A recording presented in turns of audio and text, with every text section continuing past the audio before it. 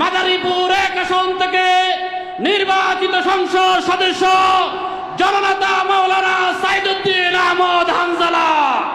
পীরজাদা হানজালা, তুমি নির্ভীক এক পথী।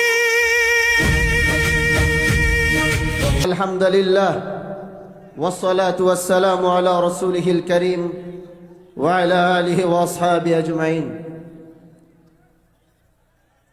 মুহতারাম হাজিরিন, আমরা একটু বসি, একটু শান্ত হই।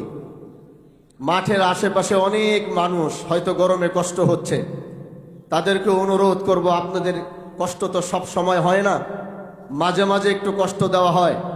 এজন্য আজ এই গরমে যদি একটু কষ্ট হয়, আপনারা আশেপাশ থেকে প্রচুর মানুষ আশেপাশে রয়েছেন, তারা অবশ্যই মাঠে উপস্থিত হবেন। লম্বা দীর্ঘ কথা বলার জন্য দাঁড়িয়েছে এক সত্য বলার জন্যে, যেই সত্য বলার জন্য এই দেশের মানুষ আমাদেরকে প্রতিনিধিত্ব করার জন্য জাতীয় সংসদে পাঠিয়েছে। আমরা বলেছিলাম আমরা ইনসাফ প্রতিষ্ঠা করব, আমরা বলেছিলাম আমরা ন্যায় প্রতিষ্ঠা করব। আর আমাদের এই আওয়াজগুলো, এই কথাগুলো এই দেশের মানুষ, আমার এলাকার মানুষ, তারা বিশ্বাস করেছিল এবং বিশ্বাস করে সেই শিবচরের মানুষ আমাকে ভোট দিয়ে আমাদেরকে জাতীয় সংসদে পাঠিয়েছে। মওলানা আল্লামা মামুনুল হক দামাত বারাকাতুহুম আমার উপর আস্থা রেখেছেন। আমার উপর আস্থা রেখে তিনি আমাকে এই দায়িত্ব পালন করার সুযোগ দিয়েছেন। ভাই, আমরা ক্ষমতার জন্য আমরা জাতীয় সংসদে যাই নাই।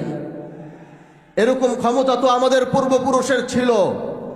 আমরা এরকম ক্ষমতার মসনদে বসার জন্যে, আমরা ক্ষমতার মসনদে বসার জন্য জাতীয় সংসদে যাইনি। আমরা এদেশের মানুষের কণ্ঠ হয়ে কথা বলার জন্য জাতীয় সংসদে গিয়েছি। এজন্য যতদিন আমাদের কথাগুলো যতদিন রায় না হবে, আমাদের দাবিগুলো যতদিন পূরণ করা না হবে, আমাদের আন্দোলন চলতে থাকবে। প্রিয় ভাইরা আমার, এদেশের মানুষ 70% মানুষ গণভোটের পক্ষে রায় দিয়েছে। 70% মানুষ জুলাইয়ের পক্ষে রায় দিয়েছে। এজন্য এদেশের জনগণের ম্যান্ডেটের বাইরে গিয়ে অন্য কিছু করার কোনো সুযোগ কারো হবে না। প্রিয় ভাইরা আমার, আমরা সরকার পতনের আন্দোলনে নামি নাই। এটা কোনো সরকার পতনের আন্দোলন আর সমাবেশ নয়। সংসদে বুঝাবার চেষ্টা করেছি, হয়তো বুঝতে পারছেন না বলে আজ জনগণ ময়দানে নেমেছে বুঝাবার জন্য।